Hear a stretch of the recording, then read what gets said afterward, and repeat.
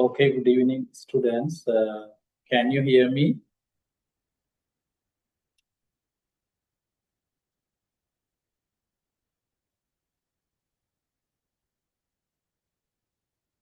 Okay, right, thank you.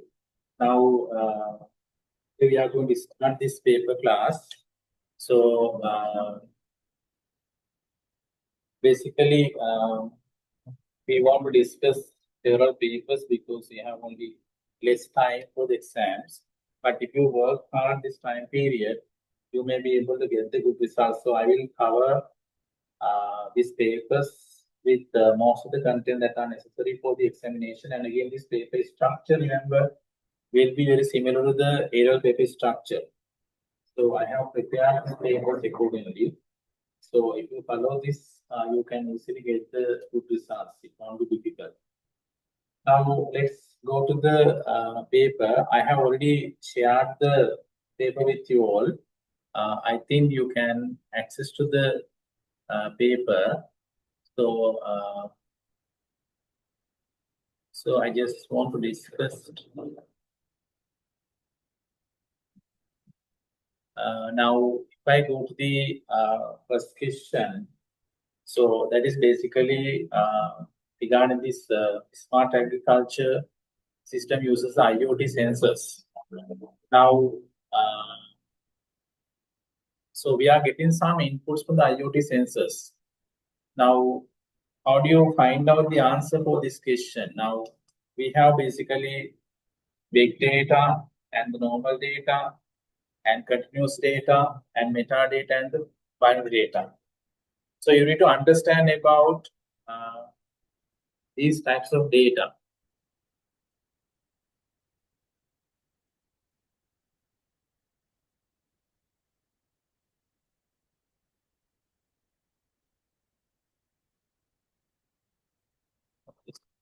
Now, when you take this data, remember, you need to understand these different types of data, basically the big data. And what you say, when you ask about the big data, what are things you should know?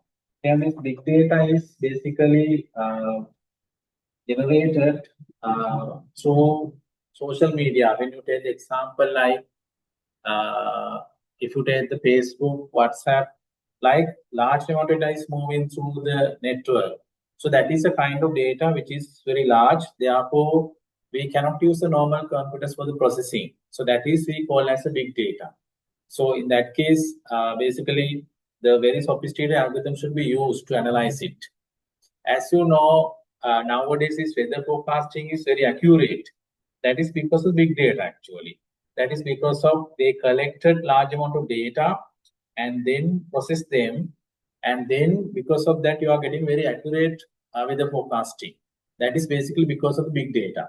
So this big data analytics is one of the very large area.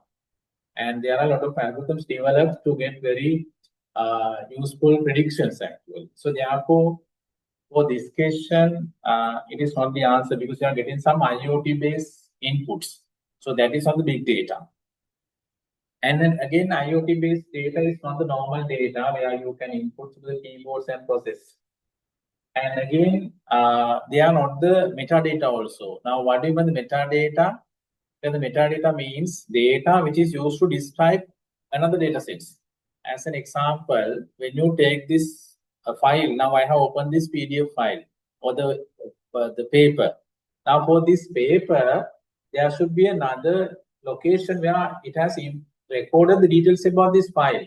What's the file size, access permission, creation dates, like those are stored in somewhere. That is equal as a metadata for this file that I have opened for this paper. So like metadata means data about the data is called the metadata. So therefore, the answer is not the metadata. We know binary data means only 1 and 0. So this data in the sensors we get continuously. So maybe the temperature, like whatever the inputs you are taking continuously. Therefore, this first question, the answer must be continuous data, where you can get the continuous data time to time. So then remember, the answer should be continuous data.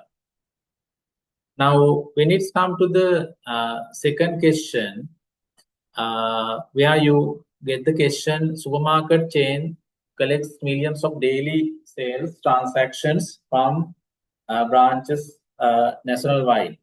At the end of the day, each day, sales data is processed to generate the summary report. So you are asking whether this processing is what kind of processing. Then you should need to understand all these different type of processing. Now, if you take the first one, now the first one is real-time processing. Now, what do you mean by the real-time processing? Real-time processing, as an example, ATM machine. Now, the ATM machine is real-time processing. Like where once you insert the card, it gets the information real-time. So it does the processing real-time. So ATM is an example of the real-time processing.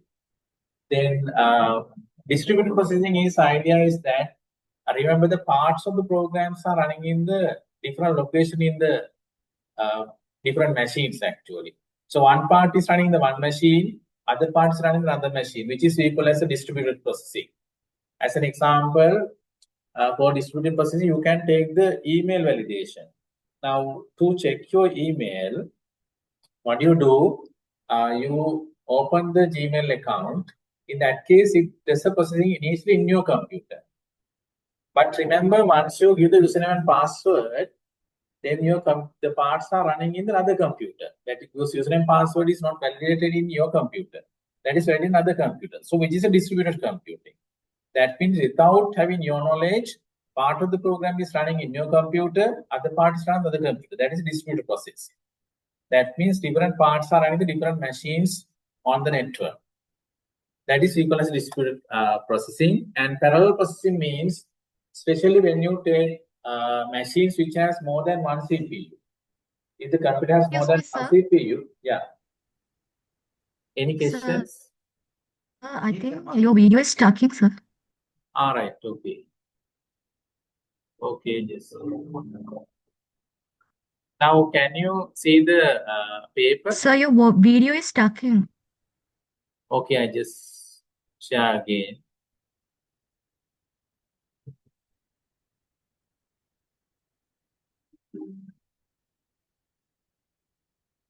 Is it possible to view the screen with the questions?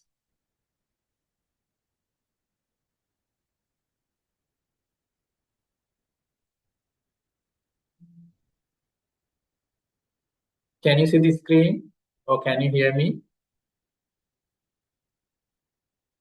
Yes, sir. Now it's okay, ne?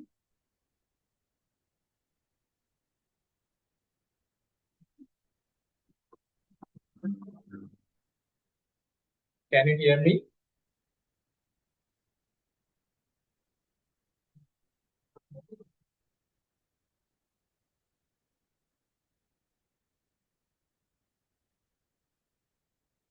Okay, right, thank you.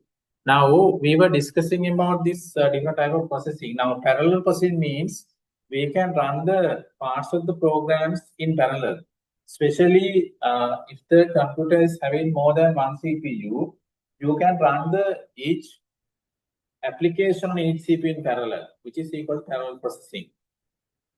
Now, then the other one is a transaction processing. Transaction processing is an example for the banks. Now, when you go to the bank, you make the payment. It's a transaction processing. So in that case, the payment details should be saved. In that case, basically you have to store some data in the database or retrieve some data on the database. That is for the transactions. That is basically transaction processing that will occur when you are doing the transaction in the bank. Now, the important thing is a batch processing. What is batch processing? The batch processing idea is that we want to collect the different similar requirements together and complete. As an example, in an organization, at the end of the month, they need to prepare the salary and process at the end of the month, where they run as a batch. So, which is an example for the batch processing. So, therefore, now this example also, there is a supermarket chain. They are collect the data and process at the end of the day. So that is also kind of batch processing. So therefore, remember, here the answer should be batch processing.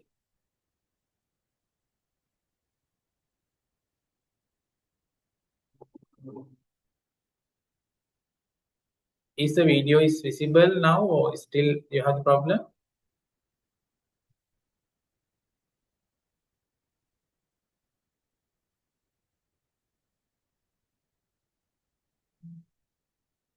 Is it visible?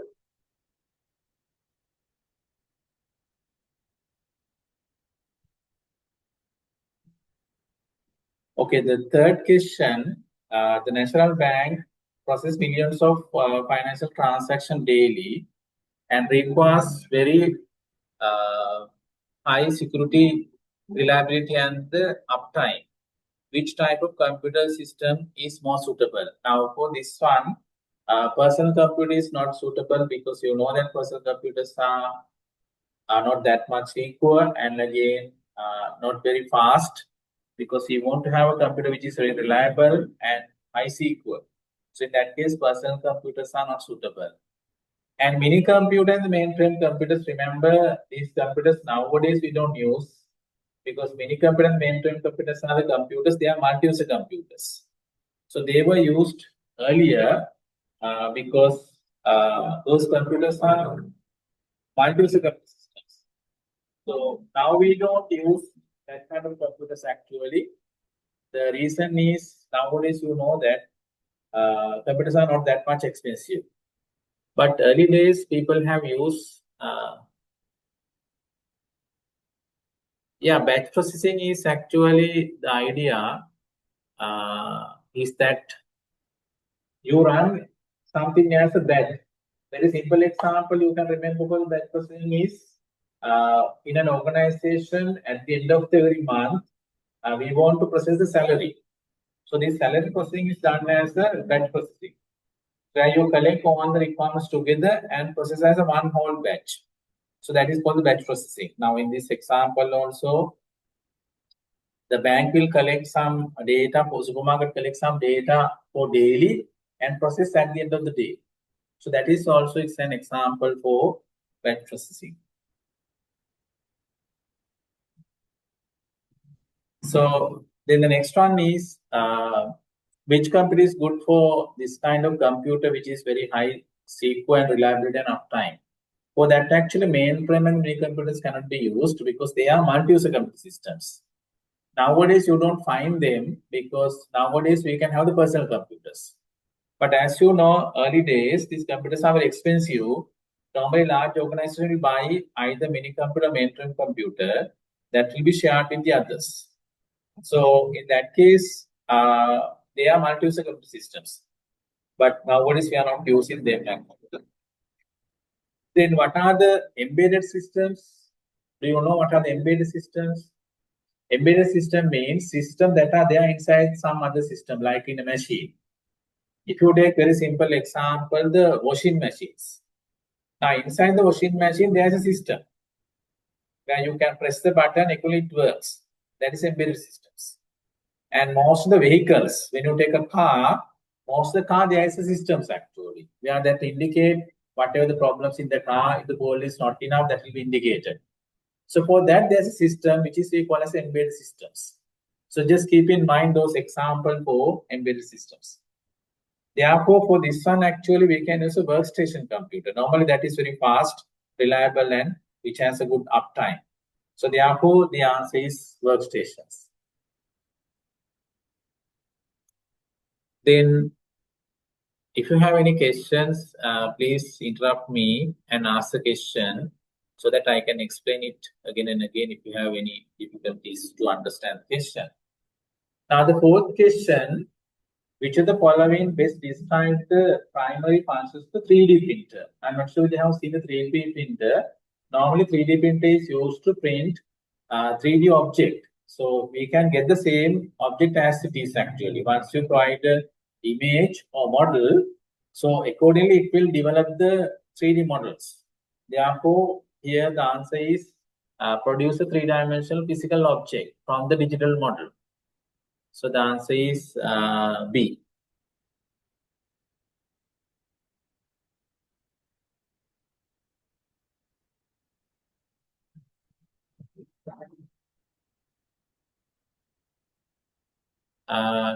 Is the video working now? Can you hear me?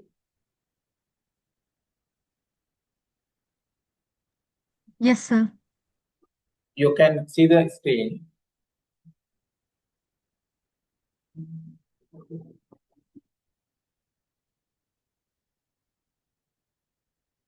Okay, right. Thank you. So we just go to the next part, which is the 3D printer thing is actually answer is produce a three-dimensional physical object from the digital model. So that should be the answer for the fourth question. Now, fifth one, a CPU executes an instructions that adds the two numbers stored in registers.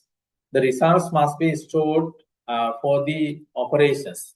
Which register is most likely to store the results temporarily? Now we know that inside the CPU in computer, there are four components. So what are the four components inside the CPU? We have the four components inside the CPU. One is ALU, arithmetic and logic unit. Other one is a CU, control unit. Other one is a level 1 cache memory. The other one is a registers. So inside the CPU, remember, there are four components, ALU, CU, registers, cache memory.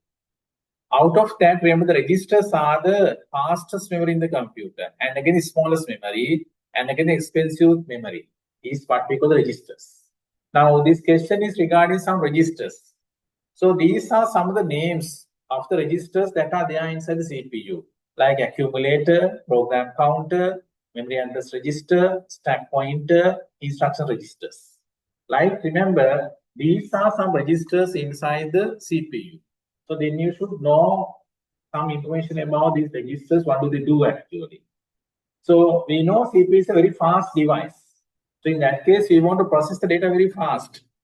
That is why we keep this data inside the registers, because registers are very fast, however very small, but very expensive.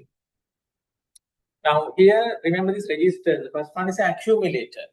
Remember, accumulator is a register where you can keep this data temporarily. Now all these registers are temporary memory actually. That means volatile. That means when the power goes, content will be erased. Remember these registers, cache, RAM. All these three are volatile. Volatile means when the power goes, content will be erased. So in that, these registers, remember, you need to understand the names of this register. One is accumulator. What's accumulator? It's a register where it will store the temporarily calculated results actually. Now in this question, the answer is accumulator actually, because they are asking, once they done the addition of the two numbers, where are we going to give the results? So this, once the calculations are done by the ALU, remember these partial results will be saved in the accumulator. The accumulator is registers where you can keep the temporarily calculated results from the ALU will be saved in the accumulator. And other register is the program counter.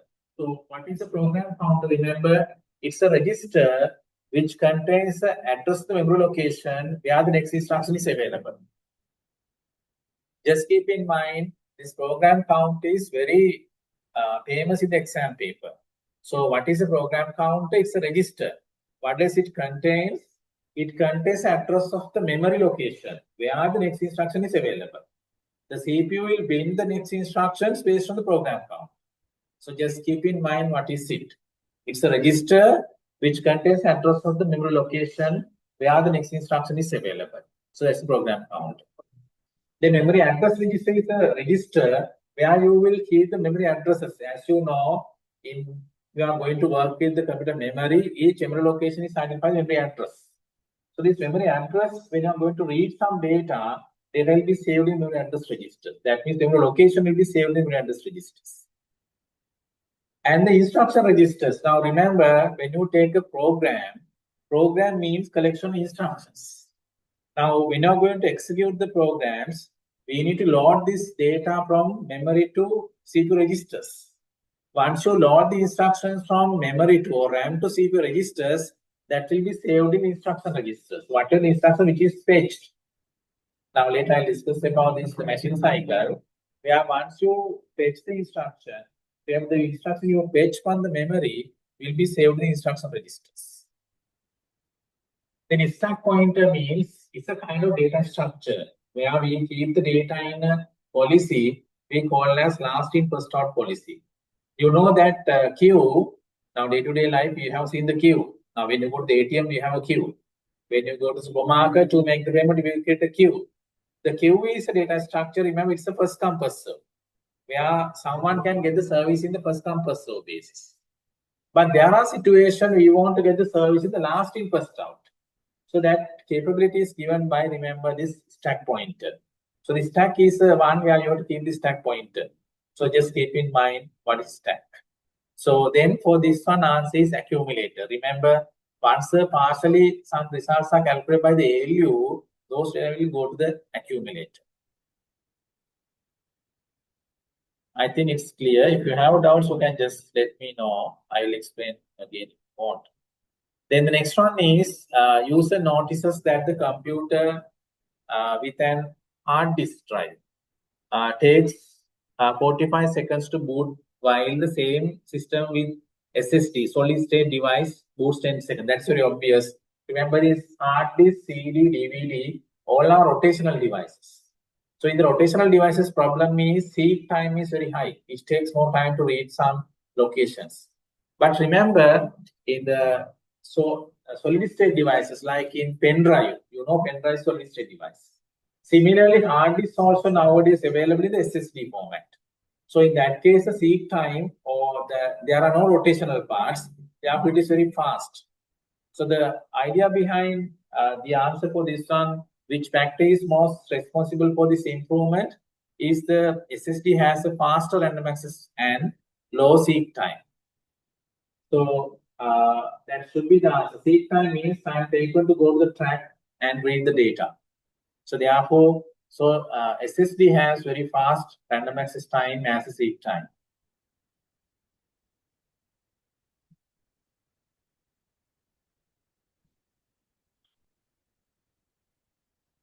So we just go to the next question.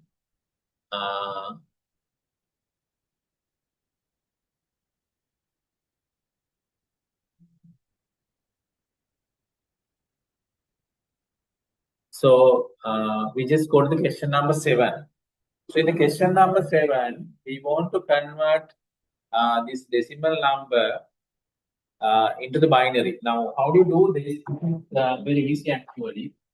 You can do this calculation very easily. The question you are given 12.625. So 12.625 is the one you are given. This is the number you are given. This is the decimal value. Remember, when you are converting these to binary, first take whole number separately. 12. 12 you can divide by 2 with the binary. That is, you get 6, no remainder. 6 divided by 2, 3, no remainders. 3 divided by 2, 1, 1. So therefore, this part is equal to 1, 1, 0, 0 in binary, with the decimal point. So that is first part. And the other part is fraction. How do you do that calculation? Take this 0.625 multiplied by 2. Okay, when you multiply by 2, this is how we should do. 0.625 multiplied by 2. Then you get 2 into 5, 10. 5, 12. And 3 decimal points. Here the decimal point. Then take only this part. Don't take the one. 0.250 multiplied by 2. 0, 0, and 5. And take only this part and multiply by 2. Then you get 0, 0, 0, 1. So then you can see once you get this part is 0, that means finished. Then what should be the answer? The answer is this one, 101. Therefore, it will be 101. That is 1100101.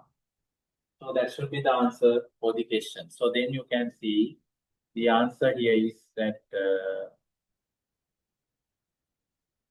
question should be first one, A, 1100101. That should be the answer. Okay. Then, is it clear? Any question? Okay, just go to the second question. Now we have two we have octal number 456. We want to convert to hexadecimal. So the octal Excuse me, number. sir. Yeah. Hello. Sir, will you do the Python and essay questions? Yeah, I will do. Yeah. I'll Okay, go. sir. Yeah. So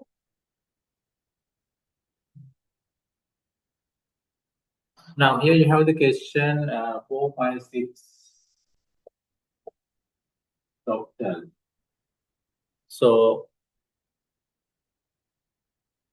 now we want to convert in hexadecimal. Remember, to convert this on the hexadecimal, you should know the binary value. So that easy way to convert this to binary. So in that case, 6 means, remember, binary value is 110. 5 means 101. 4 means 100. How to get that one? You can divide by 2. Now it is 6 divided by 2. You get 3. Now remember 1 and 1. So that is how you get this one. So like you can convert this into binary, you get 100, 101, 110. That's the binary value. Now you can convert this to hexadecimal. In that case, you have to group by 4 bits.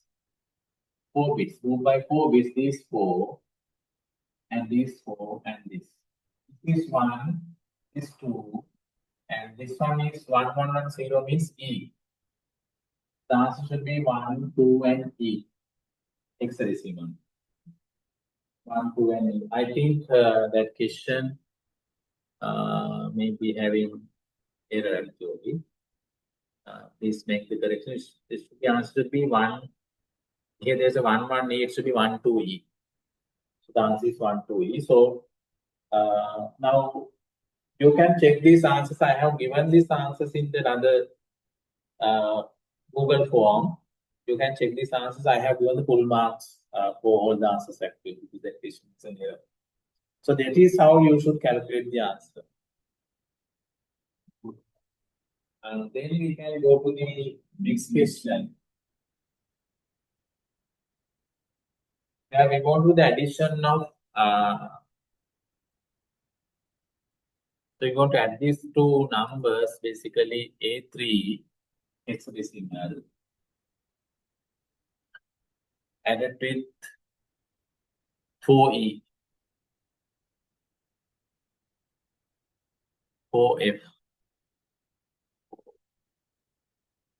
And add them together. So how do you add these two numbers together? A3 and all the answers are actually hexadecimal. That is A3 and 4F. F means 15. 15 plus is 18. So 18 means 16 into 1, 2 is remaining. So I put the 2 here, 1 goes to the side. A means 10. 10 plus 1, 11, 11 plus 15. 15 means 7. That should be F2. F2. Again, I think that question is again as an error. The answer should be F2. Yeah. No, it's there. First one actually.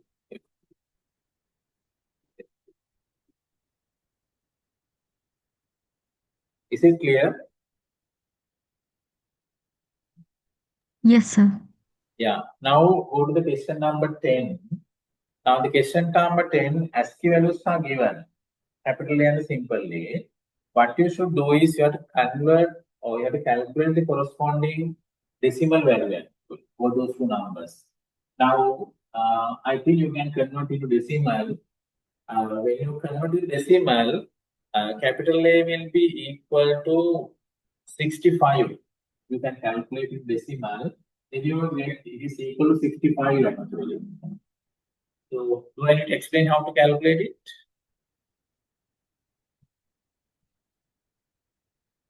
Hello? You know how to calculate decimal? Yes, sir. Yeah. Now, simply when you calculate decimal, it becomes 97. Okay. So then, in the question says that if A minus simple A minus capital A equals 32. Yes, 97 minus 65 is 32. That means condition is true. Condition is true. 32 equals 32 actually. So, then we are calculating if A minus A, which is equal to 32. So here, remember when you calculate A, this one basically equal to the number here. Sorry, when you calculate this simple A, we know it is 97. Capital A is equal to 65. When you subtract, it should be equal to. The problem is actually when you make the subtraction, character subtractions, so you may not get the numerical value actually here. Without converting them into the corresponding ASCII value to for the character the ASCII value, it won't work correctly this one. Therefore, probably this condition will not be true actually. So this one, because this will not be a number numerical value, this will be a kind of erroneous calculations actually, because you can't calculate like this directly. So therefore, this condition should generate error. Is that clear?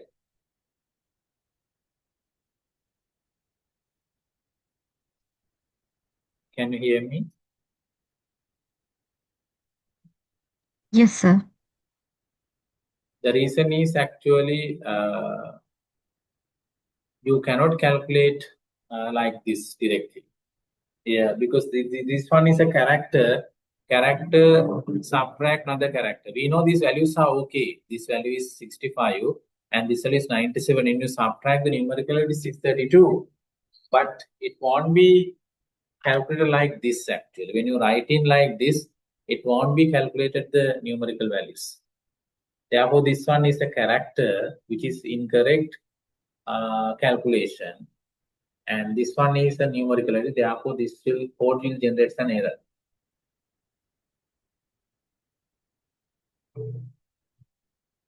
Then the question number 11. So when you do this 6 bits calculation, so we are given the two numbers to do the addition. So one number is 10, 111, 0. Other one is 010,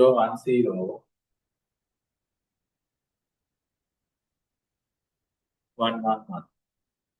Now this is 6 bits number. We won't do the addition. So when you do the addition, what happens? 1 plus 0, 1. 1 plus 1 is 2. 2 means 1, 0. You get a 1 here. Then 3. 3 means 1 and 1. Again 2. 2 means 1, 0. Again 2 means 1, 0. Again 2 means 1, 0. Then this should be the answer. You can say 6 bits number, but you get 1, 2, 3, 4, 5, 6, 7. So you get the additional bits. This additional bits we call as the overflow. Therefore, in this one you get an overflow. So the answer is 0, 0, 0, 1, 0, 1. Additional 1 is coming, which is we call as overflow. Therefore, I think this one also there is no answer. The first one you can take answer, but this one should be here actually, and just additional 0. So it is overflow occurs actually. Overflow occurs. The answer should be 1 and 3, 0, 1, 0, 1. But there is no answer actually. Sorry for that. Actually, this is I have prepared as the first time this paper, which is similar to the last year paper which I prepared. So then we just go to the next question. Question number 12. That is also now this one. How do you find out what is the equivalent circuit? Now for this actually you need to apply some laws, then it will be very easy. Find out the answer. So once you draw the circuit diagram, I don't think it's a difficult one. It's a very easy question. Don't try to memorize it actually, and always do the things with understanding. It will be very easier. So you can take the inputs are A and B. Now what we want to do is we want to find out what is the equivalent gate. This is how you should do it. Now here the input is A and A. It is an AND gate. So therefore it multiply A and A. And this circle means bar. Now we have a law A into A. A into A is A. This is equal as a idempotent law. So A into A is A, therefore you can write this is equal to A bar. Similarly, this one also you can write as a B bar. Then this will multiply both together A bar and B bar and another bar. So then there's a very simple rule we call as the De Morgan's law. In the De Morgan's law, what happened? The multiplication, now here is a multiplication. This multiplication changed to addition. This multiplication changed to addition. If there's addition, it will change to multiplication. And this bar will be separated. Like this. Bar will be separated. Then you know that this double complement law, when the double bar cancel, then you get A plus B. Double bar cancel. Therefore, this circuit is same as also input A and B, output A plus B. Therefore, you can say this circuit is just an OR gate. OR gate. So therefore, the answer for the question is O. Then just remember, answer for the question is just OR gate. So you have to apply the idempotent law as well as you apply the De Morgan's law. De Morgan's law, what happened? Addition changed to multiplication, multiplication changed to addition, and the bar will be separated. So then we can go to the next one. That is also based on the law. Another thing, actually, if you want, the previous question number 12, you can get the answer to the truth table method. That is also possible. That means you can fill the truth table and input the 0 and 1 value to the logic circuit given in the question 12, see the output and fill the truth table. Then when you fill the truth table, you get the truth table for the OR gate. That means addition. That's another way to get that one. If you are not remembering the, or if you cannot remember the laws in the Boolean algebra. So in that case, you can use the truth table mechanism. That will be again a bit easier. So the next question, we are given the Boolean expression AB plus AB bar and A bar B and A bar B. So this is the one you are given. Now, how do you simplify this kind of expression? Remember, when you are going to use the laws in Boolean algebra, takes 2 terms at a time. Don't take more than 2. Take the 2 terms and find out the most common terms which you can take out. Now, in this one, A is common. You can take A out. Then what is remaining? B plus B bar. And here you can see what is common A bar. Take the A bar out. What is remaining? B plus B bar. Now remember to take the terms out like this. We have to apply the law, which is we call as a distributive law.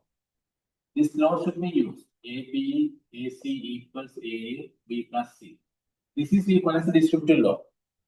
By applying that law, you can take the A out. Take 2 terms at a time. And we know that B plus B bar is 1. Again, B plus B bar is 1. That is called as a complement law. Complement law. A plus A bar equals to 1. This is called the complement law. Then 1 into something is same thing A and A bar. That means this is called as A into 1. is how much A. This is called the identity law. Right law. A to 1 is A. Then again A plus A bar is 1. That is the complement form. So therefore finally answer is 1.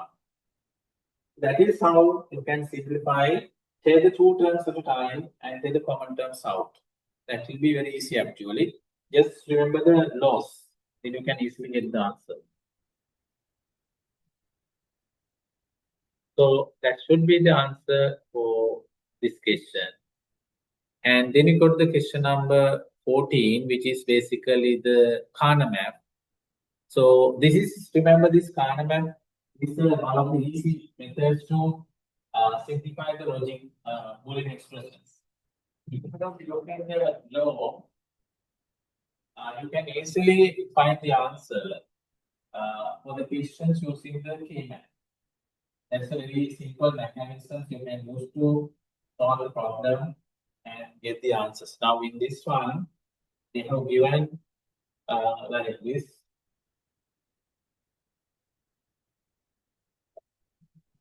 So this is A and this is B and C. So now we are given the groups like this. This is one group and this is another group. Now you want to find the answer for these groups. Remember, to find the answer for the group, this is first of all you have to name the rows and the columns. How do you name the rows and the columns?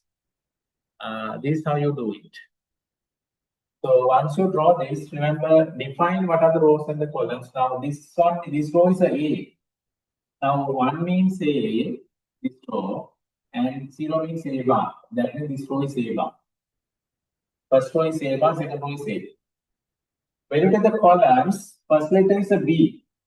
Now first letter is a 0. Here and there, first letter is 0. That means these two columns are B bar. And first letter is a 1, therefore it is B. These two columns are B. And second letter, first one is 0. 0 means second letter is a C actually. Second letter is a C, therefore C bar. And here second letter is 1, here second letter is 1, that means C. And here this column is, this one is 0, the second one is C, therefore 0 means C bar. That's how you define the rows and the columns. This row is A, this row is A bar. These two columns are B bar, these two columns are B. This column is C bar, these two columns are C, last column is C bar. So then, how to find the answer? Remember, here they have group 0, not 1. Okay, they have group the 0. In that case, the answer is SOP, not POS. If they have group 1s together, it's a POS, SOP answer, sum of product answer. So here the answer should be POS answer because they have group 0 together. Just keep in mind. So therefore, once you go to these zeros together, it's a POS answer. In that case, how to find the answer? This is how you find the answer. Now, this group name. What's the name of this group? Then this group is, now when you look at horizontally, it is 0 and it's A bar. So this group should be A bar. But here the grouping is 0. Therefore, this row is A bar. Since you are group 0, we have write the answer as A, not A bar. Right, that's it. Plus, you can do the addition, not the multiplication. Because the answer is not SOP, so the answer is POS. When I use the 0, the answer will be POS. Only for the ones, you get the SOP answer. Therefore, the answer should be POS. Therefore, don't multiply, it should be addition. Now, this row is A bar, but it has A, but because we have group 0. Then when you take these two columns are B bar. So then this should be B bar, but since the B bar, since you have group 0, it should be B. Is that clear? I'm not sure whether I have. Yes, sir. It's the naming is good now. There's a small correction here actually. This naming is in the questions different. These two are okay, but this should be different.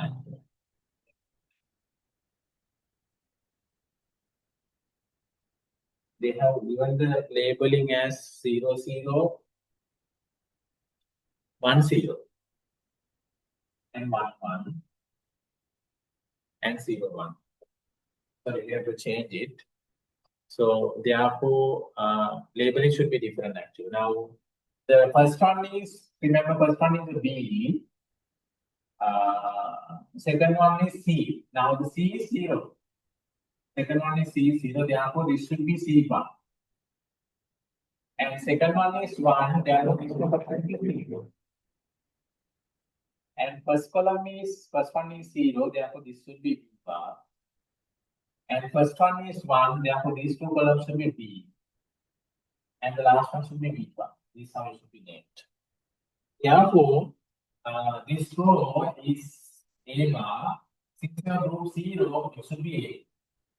Now, when you take the columns, when these two columns, it is C bar. But since you have group 0, it should be C. Therefore, this group name is A plus C. Similarly, if you look at this group name, horizontally it is A. Remember, we have group 0, therefore it should be A bar. And when you go up, it is C. When you go up, it is C. C means you have C bar because you have group 0. The answer is a POS answer. Therefore, answer should be A plus C, like that. A bar plus C bar. This should be the answer. A plus C, A bar plus. So, therefore, the answer should be, remember, answer should be the first answer, A. Is it clear? Any questions you have? Any doubts? You need to understand this K-map. Definitely you get the question in the annual paper on the K-map.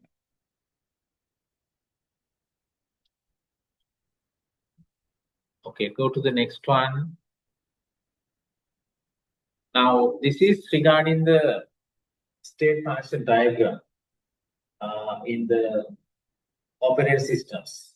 So, I can 100% guarantee it, you will get at least 1 or 2 questions from this state transition diagram.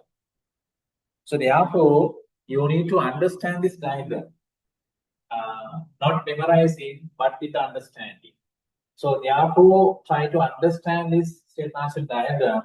I can tell you, you will get the questions definitely in the exam paper, because when I look at the questions papers in the 2011 to last year, every exams you will get at least 1 or 2 questions from this diagram.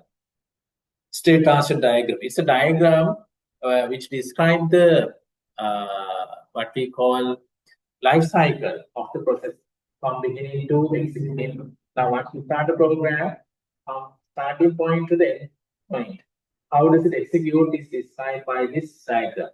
Therefore, try to understand this diagram and then keep with the understanding in your memory, because definitely you will get the question in the annual paper. I can tell you 100% accurately, you will get a question in the annual paper from this diagram. So basically, how do you remember this diagram? Okay. Now, can you hear me?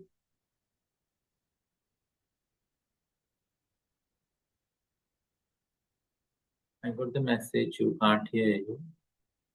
Is it audible? Can you hear me? Now it's okay, sir, but sometimes it's stuck in. All right. Now it's okay, ne? Yeah, now it's okay. Okay. Right. Thank you. Now, this is state transition diagram. This is how you should understand. Remember, when you run the programs in your computer, maybe you select an icon on the desktop. Then you just run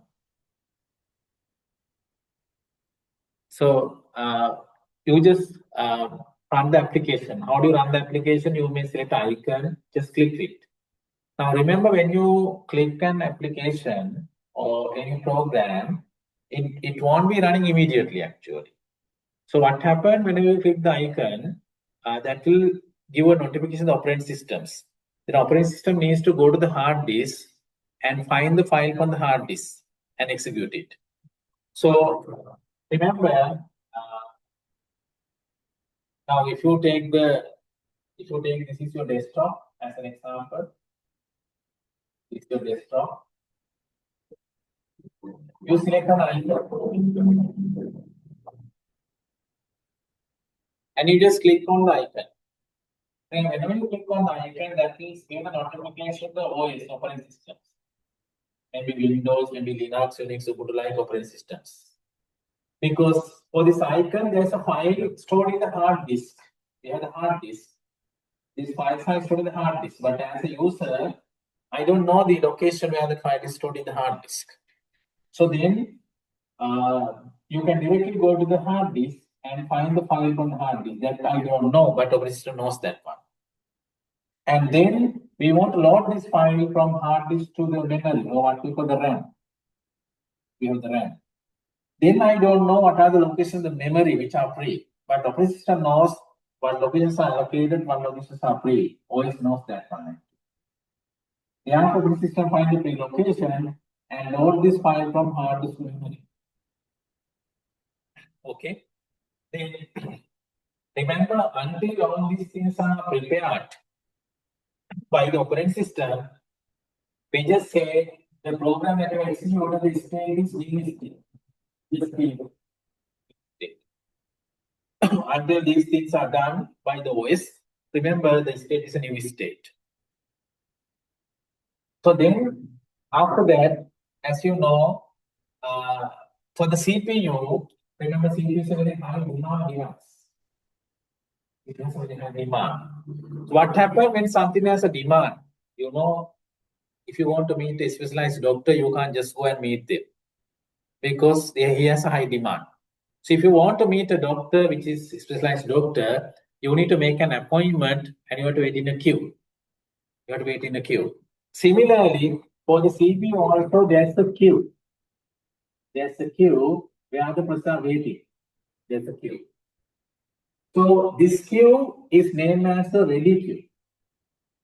This queue called as ready queue. Why we call it ready queue? Programs are ready but waiting for the CPU. So what happened? The market we have loaded will be waiting in a queue because some other person are waiting behind the current process. So therefore, you need to select the process and you should be waiting in a queue. So once the process comes in a queue, where they are waiting for the execution, we call this state as a ready state. Ready means program is ready. Program is ready, but waiting for the CPU. Waiting for the CPU. So it is equal as ready state, but waiting for the CPU. So then remember here that process was just created now in the ready state and waiting for the CPU. That means ready means they are in the ready queue and waiting for the CPU. Then what happened? Now I'll explain this one later again. Now we have the schedulers. We have the schedulers. Now we have mainly remember three schedulers. We have three schedulers actually in operating systems: short-term scheduler, medium-term scheduler, and the long-term scheduler. Remember, loading these programs from hard disk to memory is done by long-term scheduler. Long-term scheduler. The scheduler which loads this program from hard disk to memory is called the long-term scheduler. And then here, when the process are waiting for the CPU, they are waiting in a queue. That queue is called as a ready queue. Why we call as a ready queue? Because they are ready for the execution. So then from there we have to select the process to run on the CPU. That scheduler what we call short-term scheduler, or we call a CPU scheduler. So what happens when the process is selected for the execution? We call that process is running in the running state. Now this is done by the short-term scheduler. Short-term scheduler selects the process. Starts the running state. So you select the process and then will be running. However, after executing, sometime this process will finished, or we call as terminated.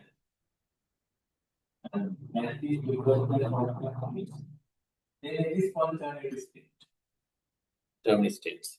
So then just nothing difficult actually. Just remember, once the program is loaded to the memory until everything is prepared in the new state. Once everything environment is prepared, when they are waiting in the ready queue, because for the CPU, always there's a queue, because CPU has a very high demand. When there's a demand, automatically that gets a queue. While the process are waiting in the ready queue, we call that process is going to the ready state. Ready state. And then we have the schedulers. One is a long-term scheduler, that's the schedule which loads the program from hard disk to memory. And then from the ready queue to CPU, select by short-term scheduler. So once you select this short-term scheduler, that will go to the execution for the running state. And once it is finished, it goes to the ready state. Okay. In addition to that, remember the CPU always working with the timer. CPU is always working with the timer. There is a timer you can say. Let's say 2 milliseconds. Timer is 2 milliseconds. What's the purpose of the timer? To give the fairness for each. That means each process is given an equal time. That means 2 milliseconds. So in this case, the process you selected, let's say you select this process, which needs more time, let's say 10 milliseconds. But remember, timer gives only 2 milliseconds. After 2 milliseconds, the timer generates a signal and informs the CPU that process time is over. Remember the signal which generates to the CPU to break the execution, that signal we call as an interrupt. The timer can generate interrupt. Interrupt is a kind of signal which will break the machine cycle. Okay, so in this case, once you select the process to run, if that one needs more time, but remember, if the time is 2 milliseconds, that process gets only 2 milliseconds. So then what happens? This process needs some more time. To get the more time, this will come back to the tail of the key. So then you have to simulate in this diagram. When the interrupt is occurred, this process will come back to the ready queue again. That is what we represent by this diagram. When the interrupt is occurred, we will come back to ready state. So that's the idea regarding this interrupt. So when the process is interrupted, it will come back to the ready state again. And the next thing is you should know, when you start the programs, remember in the computer, these programs are not running continuously. These programs are running in a cycle. That cycle we call as machine cycle. Remember that runs in a cycle, which is called as a machine cycle. So while this machine cycle is working, normally all the program execution occurs in computation and IO operations. Remember, the program that you're running the computer, they are not running all the times. Running is only one state. Now this state comes in diagram, there are 5 states. Running is only one state. In addition to that, they are moving the different states. So out of that, remember, there's a state called as a waiting state. How that waiting state is coming, when the program starts to run on the CPU, that process always needs to do the input-output operations. That means it wants to read some inputs from the keyboard or some output to display in the monitor. Like this process wants to do the IO operations. So then, in general, when you start the process to run on the CPU, remember, they will not be running continuously. It runs to the CPU and do the IO operations. Again, do the computation and again do the IO operation. Like this, it goes in a cycle. That is called the computation IO operation. Computation IO, this is how it works. So then you can see after this computation, we want to do this IO operation. IO operation means something you want to read or something you output. So then you have to represent that one. To represent that, remember, once the processes are running, some instance it wants to do the IO operations. To do that one, it will come in this state we call as a waiting state. That is because of instant IO. And once IO is completed, when IO is completed, it doesn't get the CPU immediately because you don't have CPU when IO is finished. To get the CPU, it should go back to the ready queue. So that means when the IO operation is completed, it goes to D. Remember for the devices also, just remember the CPU. In the waiting also there's a queue. That queue is for the IO devices. They are waiting for the IO devices. So then waiting means there's a device queue or waiting queue. They are also waiting for the IO devices. Ready queue means also they are ready, they are waiting the ready queue, waiting for the CPU. So this is state transfer diagram, you should remember. This is 5-state diagram. Then 7-state diagram I'll explain this later. So this is a 5-state state transfer diagram. Just keep the things with the understanding. Don't memorize. Don't memorize. Look at that and with the understanding, keep it with your mind. Still, you cannot hear me? So it's again also when you normally speak or ask, it's okay, but when you said teaching, it's because making of a network problem. You cannot see the screen? No, sir.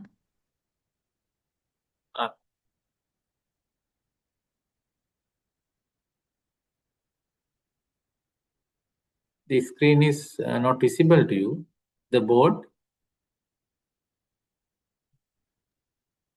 No, sir.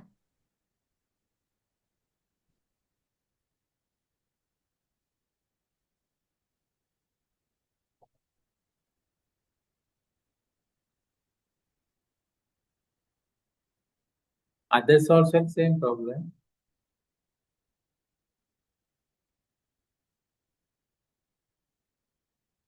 Can you hear me or can you see the screen?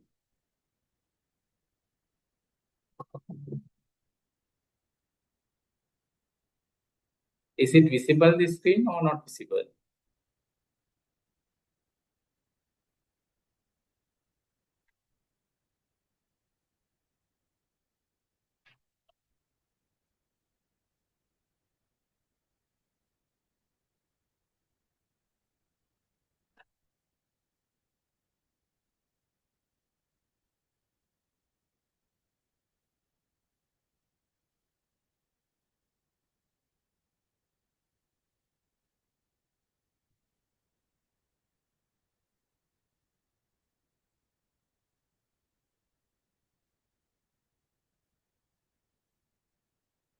Now is it visible, the screen?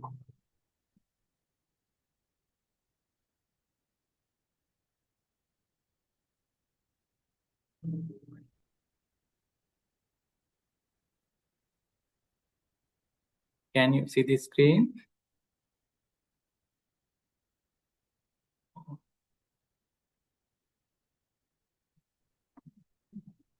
Now visible, ne? Okay.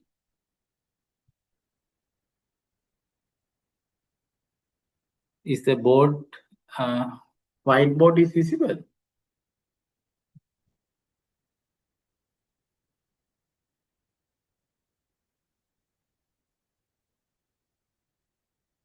Okay, you can see now. Sorry.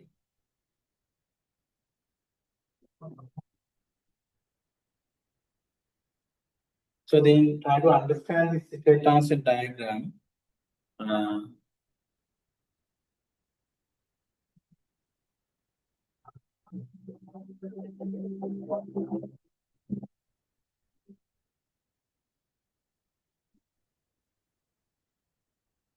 This is still the error is there, or you can see.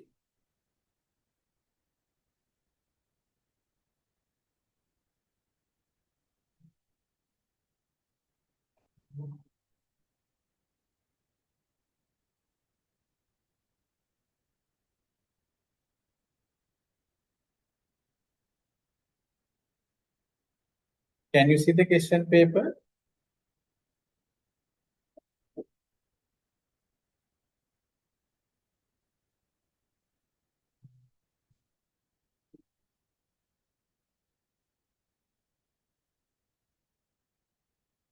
Can you hear me?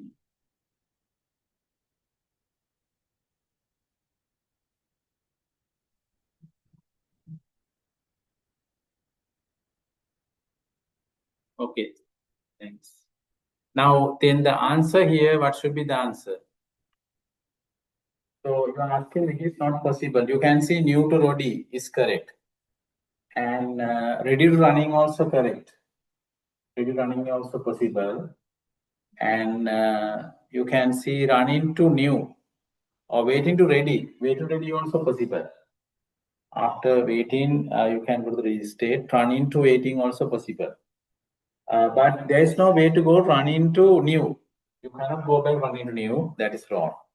So D is wrong actually. There is no possible to go to run into new.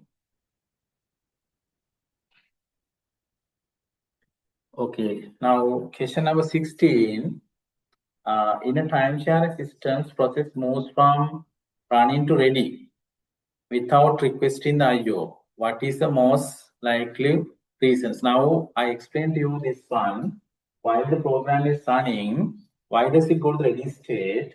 That is because of the interrupt. Kind of interrupt has occurred. Maybe time interrupt is occurred, time is expired. Like in that case, interrupt is generated while the process is running, it goes to the ready state again. So then the answer will be time quantum expired. So the answer should be C.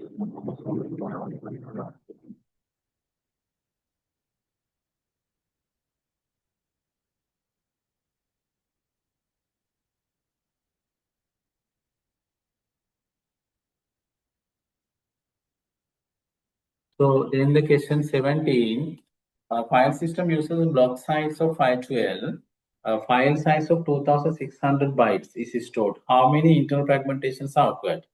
Now in this one, file size is 2600. So in that case,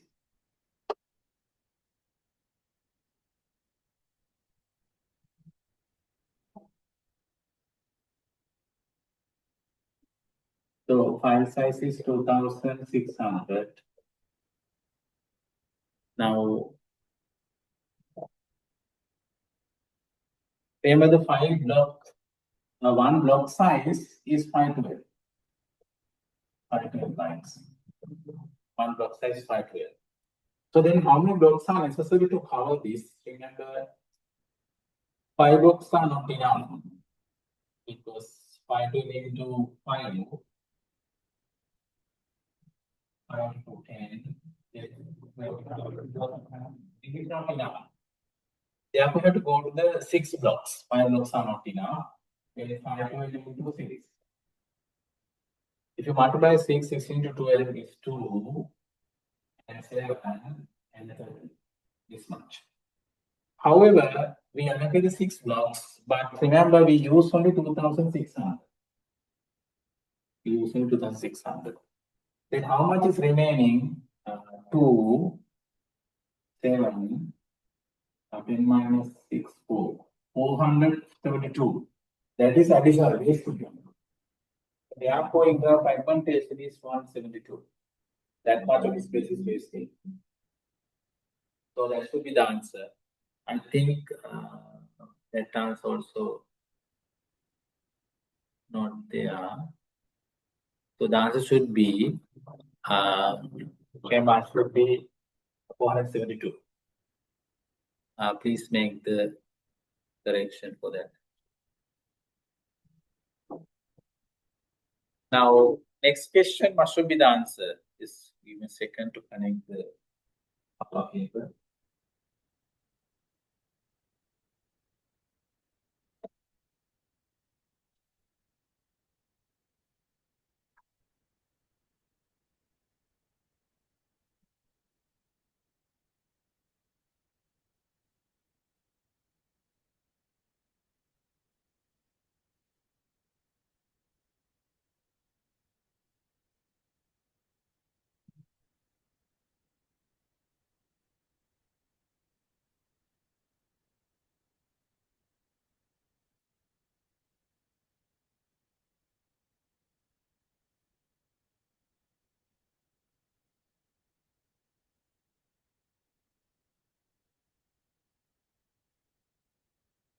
So now this question, remember modulation. So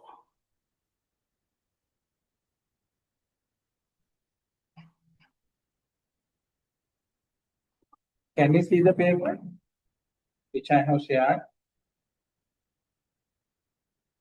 Question number 18.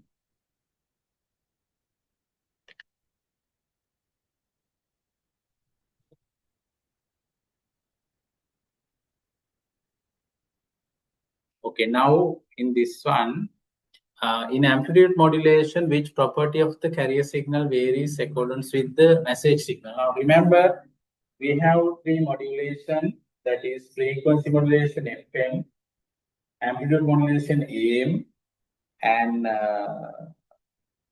AM, FM, and again the phase modulation. Those are three modulations. The idea is that actually in amplitude modulation, we change the amplitude.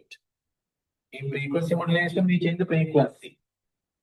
Phase modulation, we change the starting angle. So just remember that.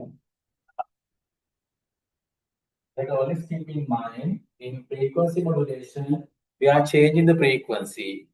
In amplitude modulation, we are changing the amplitude. The amplitude means the height of the signal. And phase modulation, we change the angle, where the starting angle is changing. So therefore, here the answer is very obvious.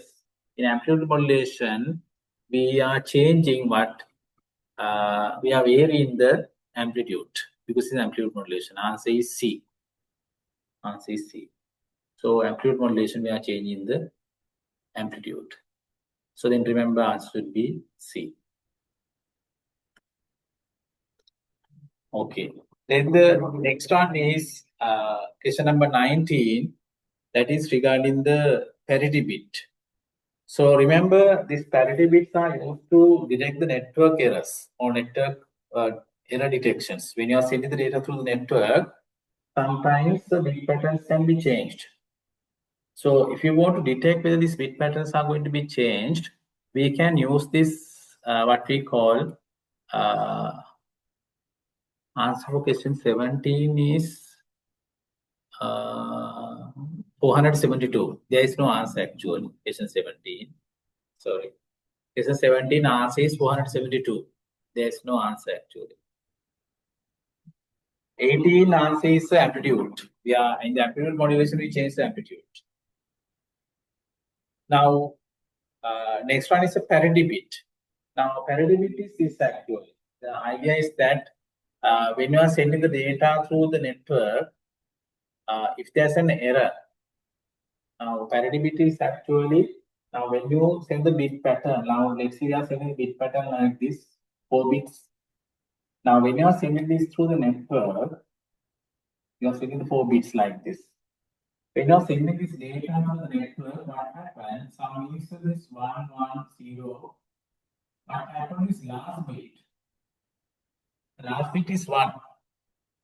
So some instance, remember, this last bit is 1. So some instance this last bit will change to 0. Now we want to detect this error. Okay. When you are sending the data through the network, if you are sending this data to the network, some instance this bit, let's say this last bit is 1, it is changed to 0. Now we want to detect that kind of errors.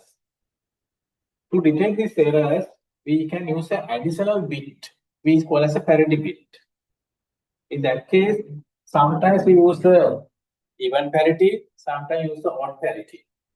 Now in the question they are saying they are using the even parity. Even parity. In the even parity, number of ones in the message should be even.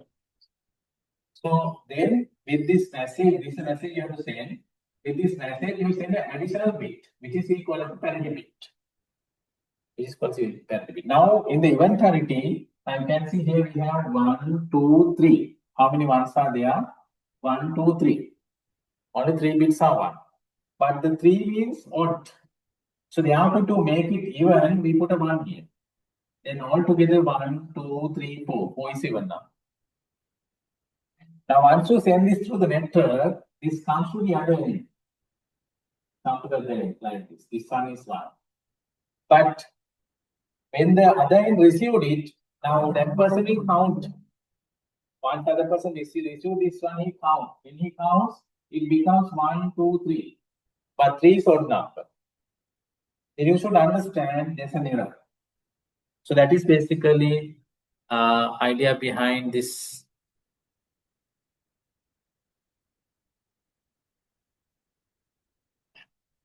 That's the things behind this actually what we call parity bits. Is it visible? Can you hear me? Yes, sir. Now that's the parity bit actually. Now according to that, if you look at the question,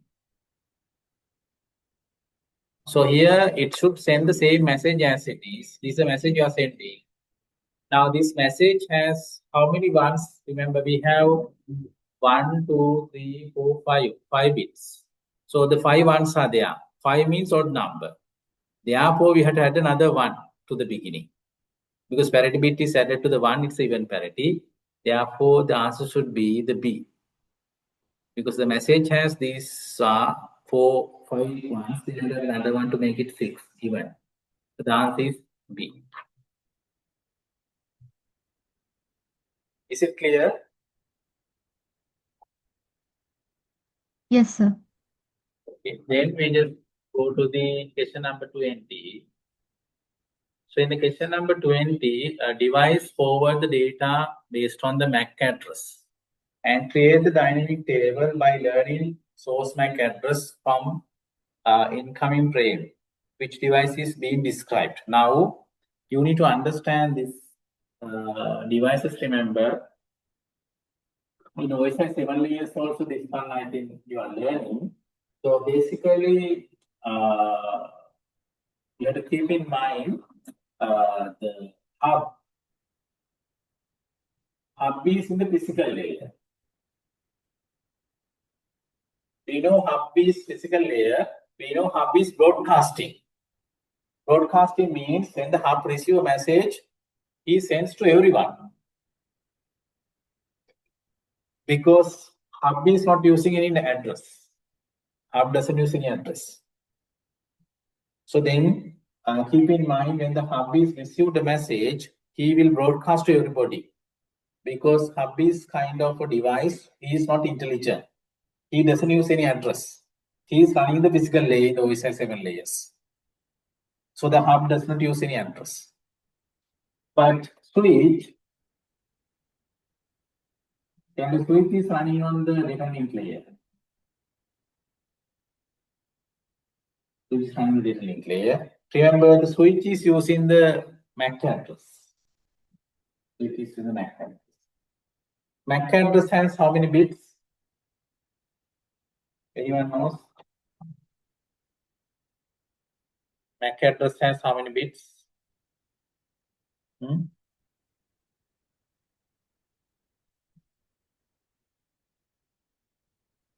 Here the MAC address. How many bits for the MAC address? Anyone knows? MAC address is in the data link layer. For each device can be identified as MAC address. So we call it physical address. Then the MAC address has 48 bits. 48 bits. That's 48 bits. So the switch is in the data link layer, which utilize the MAC address, which has 48 bits. And then remember the router. Router is running on the network layer. Network layer, which uses how many bits?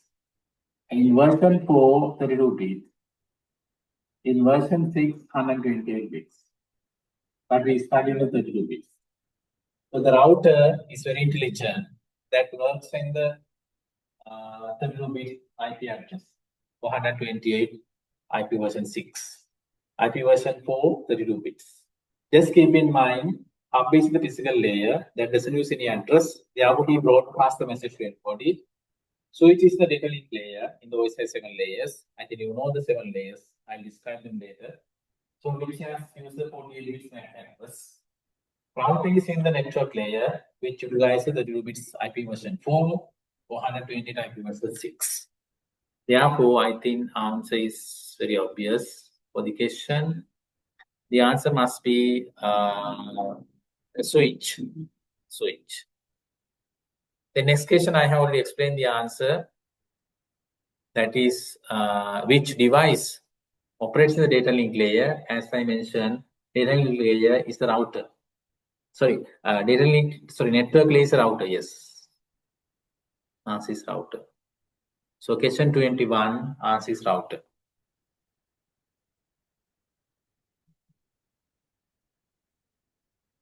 Any questions?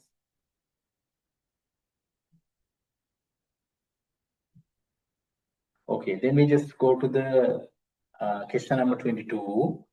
An IP address 192.168.10.0/26. How many usable host addresses are available? Now remember, in this one, when you put the /26, that means a classless IP. Classless IP. So I think you know how to identify the classes in the IP address. Once IP address is given, you know how to find the class. We have 5 classes: class A, class B, class C. Remember, once IP address is given, we need to look at the first byte. If the first byte is 0 to 127, class is A. The first byte is 128 to 191, class is B. And if it is 192 to 223, class is C. And 224 to 239, class is D. And 242 to 255, class is C. So those are the 5 classes we have. Class A in this range, class B in this range. Like, you need to remember the ranges to determine the class. In addition to that, you should know in the class A, when you take IP address, remember, always IP address has 2 components. One is the network part, other is host part. This network part is something common. Just like telephone number area code. We know that when I get a call from 0112, we know it's a Colombo district, Colombo area. Similarly, this network part is common. We know the country code. Now we know that when you get the phone for the +94, we know it's for Sri Lanka. It is common. Similarly, this network part is common for the network. What is varying, the host part is known, it is varying. So in the class A, you need to remember that this partitioning is 8 bits for the network, 24 bits for the host. Class B, 16 bits for the network, 16 bits for the host. Class C, 24 bits for the network, 8 bits for the host. That is how you partition. Class A, network gets 8 bits.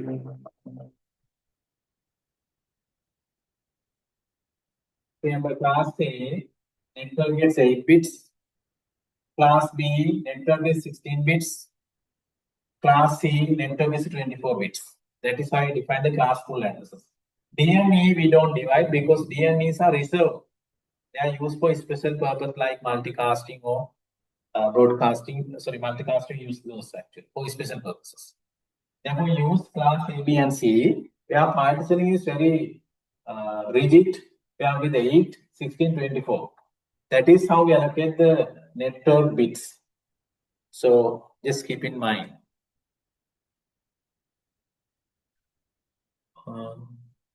Can you see the screen?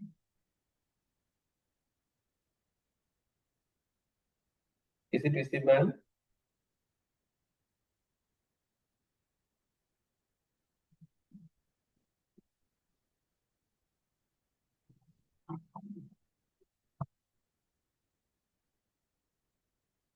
Now is it visible?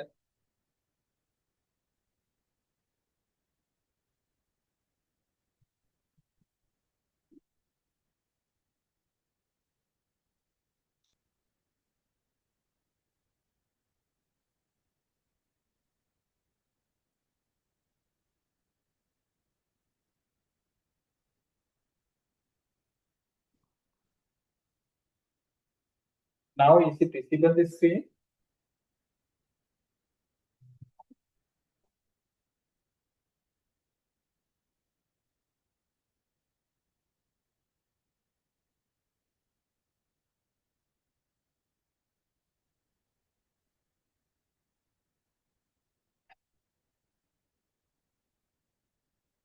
Sorry, still you cannot see the screen.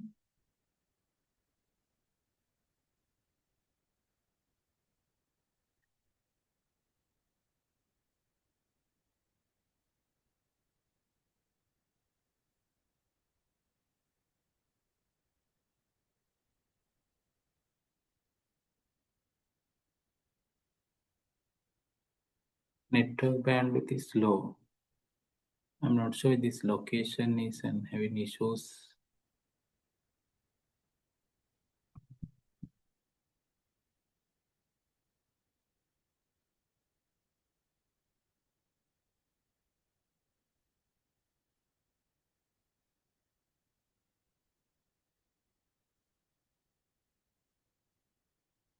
Sorry for that error actually. Now is it visible?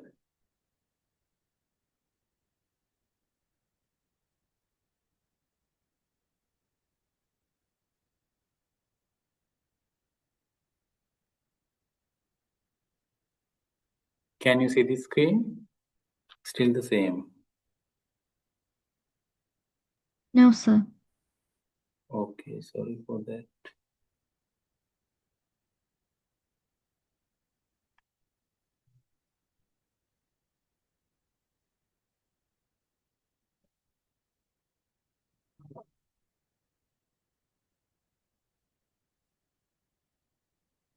Says it is connected.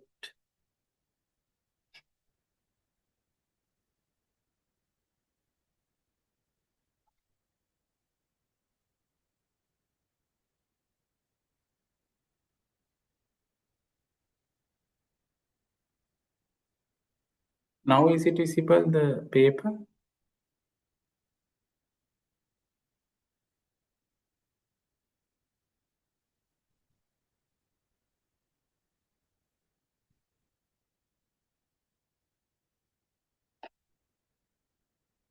Can you see the screen now?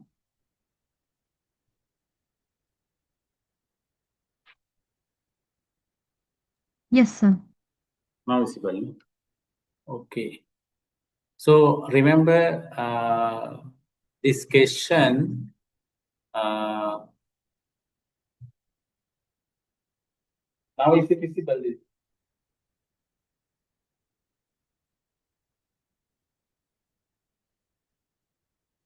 Can you see? Is a whiteboard is visible? Yes, sir. Okay. You can see the whiteboard, ne? Yes, sir. But the screen is gone. Yeah, screen is not visible. I just want to see whether you can see the whiteboard where I'm writing the things. Is it visible?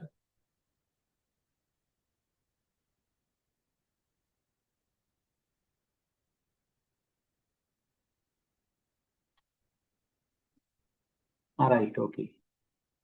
Yeah, that's what I'm showing the whiteboard actually. Now, in this one, you have to keep in mind the class A divided is 8.24, class B 6.16, class C 9.8. But in the given question, they have given the IP address and put the 26. Remember, when you put this 26, what is the IP address? And then 26. What's the meaning of this one? It's a classless IP. This 26 means once we the IP address, 26 go to the network. We know its IP address is 32 bits, another 6 bits for the host. Now the question is asking how many hosts. Here the host is represented by this. This is basically a network and this is a host. 6 bits. Therefore, you can have how many IPs? Total about 6 IPs. What 6 means 64 IP addresses are there. 64 IP addresses are there, 24/6. But remember, the first IP and the last IP is reserved. First IP is for the network, last IP for the broadcasting. Therefore, two IPs should be reduced. Then you get 52. Now, how many host means machines? How many machines can be there? 64 machines. We have 64 IPs, but the first IP and the last IPs are reserved. Therefore, we have only 62 IPs. for the machines. Therefore, hosts are getting 62. That means 62 machines can be there. So therefore, for this question, answer is 62.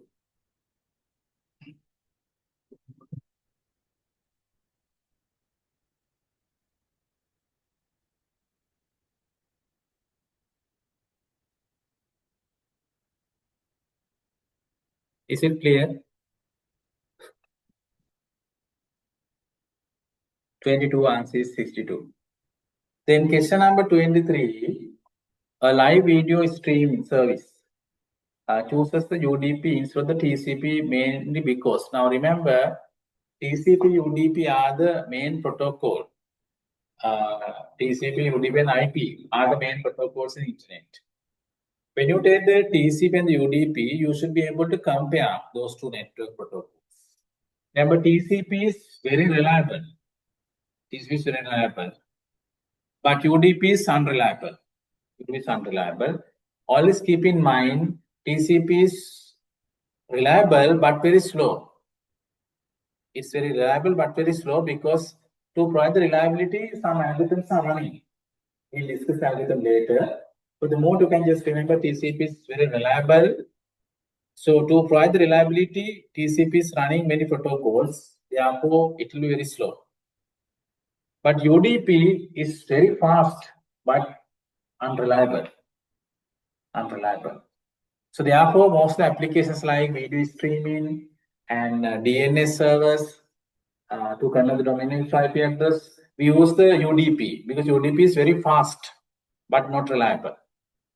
But TCP is very fast but very slow. Therefore, there are some applications where the reliability is not important, but the speed is important. In that case, you can use UDP. Like in this example, the video streaming. The video streaming reliability is not important, but the speed is important. In that case, you can use UDP. So the answer is UDP has lower overhead and faster transmissions. Therefore, answer should be C. Answer should be C.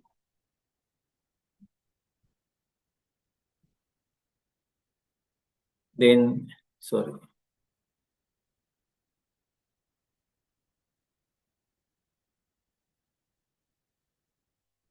So, then the next question.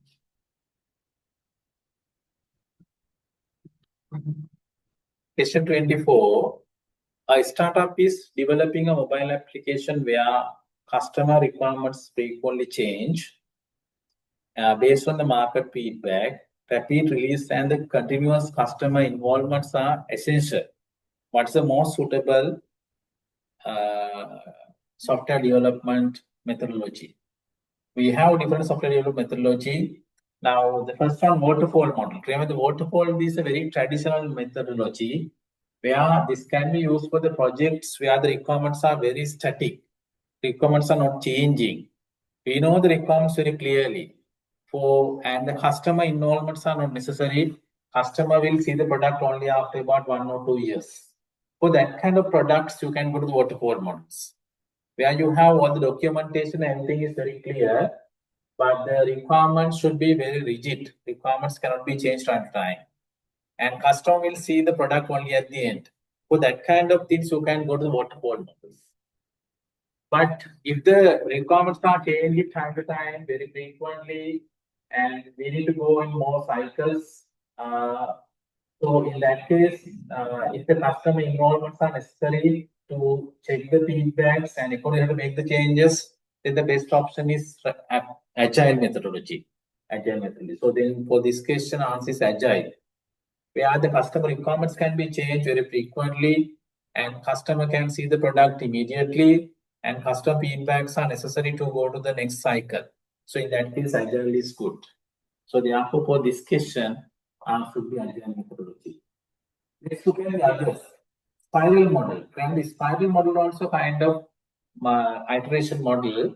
From this spiral model, the specialty is if the project is very complex and there's a high tendency to fail the project. So in that case, the spiral model, we do risk analysis. We do the risk analysis. Therefore, spiral maze model is very good for the project if there is a risk of failure or if it is very complex systems. In that case, you can go to the spiral model. Again, prototype models can be utilized if the customer is unable to explain their requirements. You can go to prototype models. Prototype means not the actual product, but it looks like actual one, where you can get the customer clear explanation of the product he wants. Because there can be situation where the customer is unable to explain what do they want. In that case, you can go prototype models where you can create systems immediately and just show to the customer and get the customer feedback. So then you can go prototype models. Rapid application model is used if the customer requests the product very fast, very quickly. In that case, prototype models and the parallel development should be done. Where the customer requesting your product maybe very short time period. In that case, you can go the rapid application model where you can use the prototype models as well as the parallel methodologies to provide the product very fast to the client. Just have the idea about those methodologies. Then question 25, a company plans to implement an automated billing systems.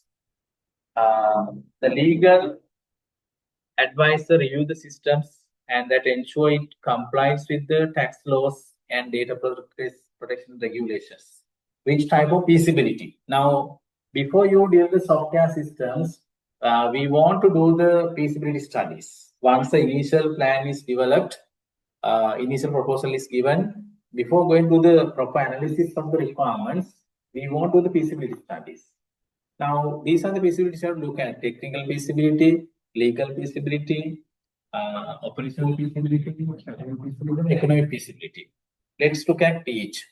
Technical feasibility. What is the technical feasibility? Remember, when the product software systems are going to be developed, we want to find out whether the whatever the required technology the organization is having. If someone come and tell you, okay, can you deal the AI systems? But if you don't have the people with the AI technology knowledge, or if you don't have that kind of technology available with you, you should not accept that kind of project. So like technical feasibility means whether you have the people with that knowledge, technical knowledge, as well as technology is available. That's the technical feasibility. If these are not available, we should not accept the project or reject the project. The legal feasibility means in a country there are some set of rules and regulations. We want to find out once you deal with the system whether it is violating these rules and regulations. In that case, we should not start that kind of project. That's for the legal possibility. I think that should be the answer for this question. Then operational feasibility means once the system is developed, whether it will be operated by the end users. So once you do the software or once you buy the software, if the people in the organization are not willing to use, then there's a problem. That is because the operational feasibility, whether it can be operated by the end user. Then scheduling feasibility means whether you can complete the product on time. Let's say someone will come and tell you want to develop this project within 6 months, but once you check with your available staff, it takes 1 year or 2 years. In that case, we should not accept. You have to say no, we can't. Well, you cannot schedule it, or you can't complete on time. That's for the scheduling feasibility. Then finally, economic feasibility means whether you get a profit. No point of developing the software if you don't get a profit. That is called economic feasibility. So in this question, answer is legal feasibility. Then question number 26, a bank decides to immediately switch from its all transaction systems to a newly developed banking system. The old system will be completely turned off as soon as the new system is activated. What's the deployment methodology? Now remember, once the software is developed, we want to install the software in an organization. This installing the software in the organization we call the deployment. It can be a direct deployment, parallel deployment, or pilot deployment, or base deployment. So those are the deployment methods. Now, in this case, what do? They stop the old one, start the new one, which is we call the direct or plug-in installations. That means we stop the old one and start new one immediately. So this is possible if you are guaranteed the new system is working 100% accurately. But if you are not sure about your system is working 100% accurately, we should not use that methodology. That is equal as a direct deployment. Where we stop the old one, start the new one, ensuring that this new system is working 100% accurately. So that is called the direct deployment. So that should be the answer for this. Then we have the other one is a parallel deployment. So if you are not sure about the new systems, whether it is working well or there can be errors, in that case, you run the old one and the new one both together for some time period. Once you realize the new one is working properly, you can stop the old one. Otherwise, cost is very high. So that is for the parallel installations. And the next one is pilot installations. Pilot installation means we install the software in one department and check whether it's working. If it is working, we install the system to entire organization. As an example, let's say when you to the NSB Bank, when you to the National Service Bank, we have branches throughout the country. A lot of places are there. In that case, once the software is developed, you can check in a one NSB Bank whether it is working well.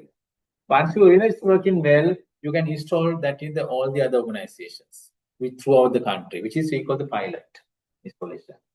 That you test in one organization departments. Once you realize it's working in the department, you can install the entire organization. That is equal as a pilot installation. Then the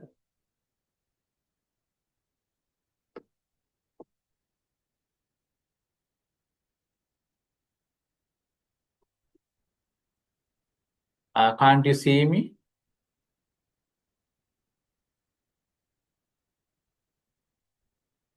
Can you see the screen?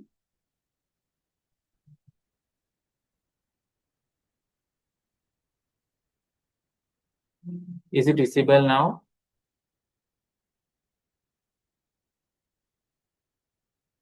No?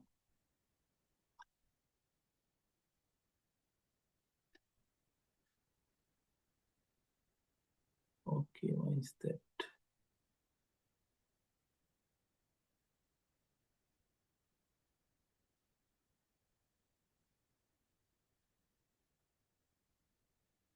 Is it visible now?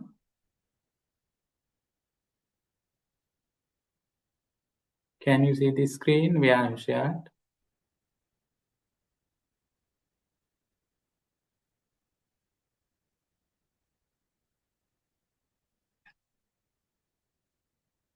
Now okay, okay, right, thanks.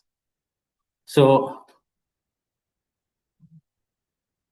those are the installation methods. Now the question number 27, deployment team test the new developed accounting software using the predefined inputs to verify whether the outputs match with the expected results. The test focuses on the functionality without considering the internal code structure, which type of testing is being. So we know that when the software systems are developed, we have different testing. Unit testing means when you take the systems, we just look at one unit. Because when you take system has subsystems, subsystem has units. You take small units and test it, which is equal to unit testing. And integration testing means once you test the units, you can integrate them together and test it, whether they are working together. That's the integration testing. And you can test the entire systems, which is called system testing. And you can test the systems with the customer or client, which is called acceptance testings. Finally, all the testings we categorize into two categories, white box and black box testing. What's the difference? White box and black box testing. Now remember, you know, so when something is white, you can see inside. But when something is black, you can't see the inside. Here, inside means basically program code. So white box testing means you look at the program code, whether the code is working properly. You wrote the code correctly. That's for the white box testings, where you can see the inside. But black box testing means you just look at the outside appearance, but you don't look at the internal things. You don't look at the code structure. But you look at outside, buttons are nice, or the interfaces are very nice. Like you just look at the outside interface. That is called the black box testing. So therefore, in this question, it says that this test focuses on the functionality without considering the internal coding structure. Therefore, it's a kind of black box testing. So then, answer should be the black box testings, where we just look at the outside but not the inside. It is something like this. Now, when you're going to buy a car, not the brand new car, let's say you're going to buy an old vehicle. In that case, you can have the black box and the white box testing. Normally, we can do the black box testing. That means you can look at the outside appearance of the car, whether there are any damages, like whether there are any corrosions, like we just look at them. So that if corrosions are there, like we can just look at. So that is we call the black box testing. We look at the outside. But when you're going to buy a car, we can take the person who has the good knowledge in the car. We want to check whether the engine is good. In that case, actually, normal users cannot tell whether the engine is good. But there are some experienced people, when they hear the sound of the engine, they can tell you whether the engine is good or bad. So that is what kind of thing is a white box testing. Just keep in mind. So therefore, here the answer is black box testing. Then question number 28. A software company is developing a hospital management system. Before starting analyzing the hardware and software and confirm that the current hardware and skills are sufficient. That means technical feasibility. You look at whether hardware, software, and the knowledge is available, skills are available. That is a technical feasibility. Then the system will first be developed in a single department to identify a potential issue and then only go to the other. That is actually a pilot installation. That means you just look at in the one department. If it is working in the one department, you can go to the other department. So that is what we call the pilot installations, as well as identify the potential issues. That means system testing. So the answer is first one: technical feasibility, financial installation, and system testing. Then question number 29. Now, today I complete only a question number 30. After that, I schedule a different class actually because I want to complete this entire today, but because of I will take some time to explain the theory. Therefore, I can complete the dedication. But before coming to the next Friday, I will schedule another class to complete the next 30 because we want to complete many papers before you go to the exams. Therefore, I will schedule another class in between next class Friday, so that if you are unable to come, I just share the recordings also, so that you can learn it. Now we'll complete the question number 29. Consider the following pseudocode for the output. Now in this one, you have to understand what's going on actually. Now here, initially there's a variable called as a sum, which is 0. And there's a for loop which goes from 1 to 10. 1 to 10. So it goes 1, 2, 3, 4, like up to 10. Then you can see we increment the sum with the I. So you can see when the loop goes, this value of the I will be added to the sum. Like it will add 1 and then 1 plus 2 and 1 plus 2 plus 3. Like it does the addition. So then it says if the sum is greater than 20, break. Now remember in a loop, what is the meaning of the break? Break statement says that the loop is broken. That means loop is over. So therefore, in this case, what it does, it adds the numbers 1, 2, 3, 4, like add them together. Whenever that total is going beyond the 20, loop is broken. So initially 1, then it adds with the 2, 1 plus 2, 3. And 3 plus, next number is 3, 3 plus 3, 6. Then next number is 4, 6 plus 4, 10. Then 10 plus 5, 15. And 15 plus 6, 21. So you can see when the sum is 21, condition is to break the loop. Therefore, answer is 21. So basically, it will add the numbers from 1 plus 2 plus 3 plus 4 plus 5 plus 6. Then the answer becomes 21. Therefore, then it is larger than 20. This condition is satisfied larger than 20, then it exceeds. So the answer is 21. Then question number 30, that is also you need to understand what's going on. Now there's a variable called total, it's 0. This for loop will input 5 numbers. Now here there are many numbers, but it reads 45, 72, 51, 30, 80. So remember, it reads only up to 80 because it reads only 5 numbers, 5 inputs. Therefore, it reads up to 80. 45, 72, 51, 30, 80. Only these 5 numbers will be read. And then if the number is larger than 50, then only it is added to the total. Then you can see 45 is not larger than 50. It won't be added. 72 is larger than 50, will be added to the total. 51 is larger than 50, will be added to the total. 30 will not be added, 8 will be added. So then the answer should be 72 plus 51 plus 80, which is equal to 203. So therefore, the answer is 203. Is that clear? Is it okay? Any questions? Okay, 31 notes we have the database question. So what I will do is I will schedule another class before the next Friday, and I will discuss that the remaining parts and complete. So remember, you won't do more papers because without doing the papers, it is useless. Just go to theory actually. So what we need to do is do the papers and try them by yourself. Now I will share the part 2 essay pattern structured essay paper also. Now this paper also you can check the answers. I have shared the Google form. I think some of you have already completed. I have checked that one. Yeah, some of you have completed actually, got the marks. Yeah, that's very good. Yeah, 3 of them have completed. Yeah, we have the very good marks. So others also can complete, and then you can, yeah, you can that forms you can fill. Then you can see your marks actually once you complete it. So that's very good. Good marks is there. This paper structure is same as the railway structure actually, and the standard is there. I have prepared that looking at the last year paper. So I prepared the part 2 and the structured essay paper also based on the last year paper.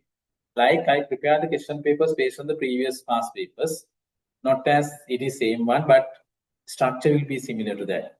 So that way you can complete the papers. You can study the paper before come to the class. Now I will share the other paper also. If you are come join on the online, just let me know. I can send the papers to you. Or if you are coming to Sigma or Sakti Institute, I will be there. I can give you the papers there also. Our physical copies can be given. And I have scheduled the physical exam classes also in both Sigma and Shakti Institute. Tomorrow morning there is a one exam paper class, and the 1:30 also there is a paper class at Shakti Institute. And day after tomorrow, that means Sunday morning, we have the paper class at Sigma, and evening also in the Sigma there is a paper class. If you want, you can come. And again, the revision class is there in the Sigma on Sunday, 10:30 to 1:30. And theory class is again Sunday, 1:30 to 4:30. If you want to learn, you can join to those classes also. However, going to the paper class, I will share the other papers. Please complete before joining to the next class. That is structured paper, and this paper will share with the group. You can complete it. So definitely you can get the good results once you finished this paper class. Please come to the class, you can get the good results. But don't try to memorize, do everything with the understanding. So thank you for joining today's class. Thank you very much.